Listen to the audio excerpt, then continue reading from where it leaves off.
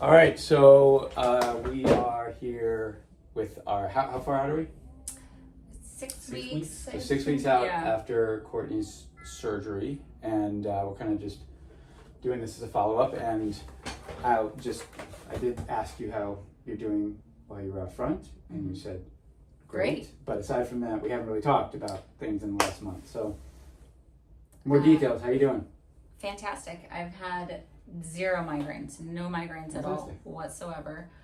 I think the only thing I know I actually had a true headache once, but it was like because when you have migraines all the time, you can't really decipher between a migraine and a headache, if that makes sense. I had makes sense to me because I get migraines. Exactly. Right. So I actually had a true headache, but irony, it was relieved just by Tylenol. How about that? So I'm like, okay. We laughed because he's like, oh, I have a headache. I'm like, oh, I know someone that can fix that for you. Andres, I'm happy to carve into your head. Absolutely. And if you want to shave my head, just go. Sure. Well, all right. Well, speaking of shaved heads, your hair is growing back, and see, that's. I'm gonna bring this thing over here. Yeah. So this is an aside, but when we do things in the back, I was actually trained to suture that closed because I don't know, that's how other people do it. And then I realized that when I was in my training and doing craniofacial work and all that kind of stuff, we would use staples because the problem with staples in the rest of your body is that it leaves tracks, right? And so it will leave like the potentially holes on either side and kind of tracks along the incision, which if you have that on your face, you don't want that, right? But in the back, when your hair is growing, you're not going to actually see the scar, but what you want is hair growing out as much as possible. And when you're suturing, the suture line actually can it can strangle the hair follicles, right?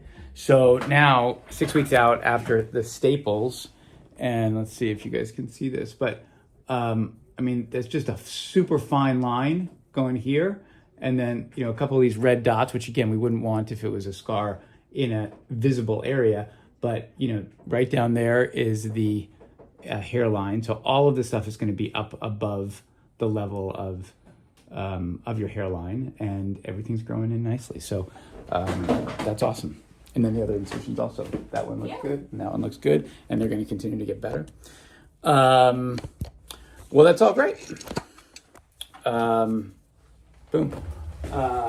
So are you back to normal activity? Back to normal activity. I go back to work. They're just finishing signing paperwork. I go back to work essentially next week. Good. Yeah, I think for me, I think it's just in sleeping is the only hard part. Just like sleeping on that. So you're still numb? It is still numb, but it's only like numb like right here. It kind of gradually recede. Week by week it would go, recede down. Now it's just right through here.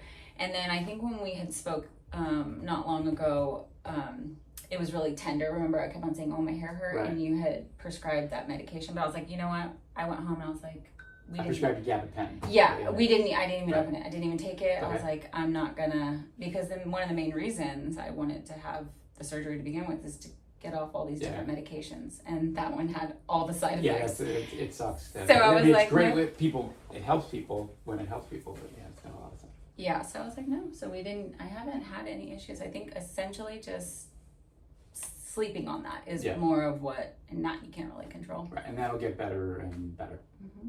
So, great. All right. All right. Well,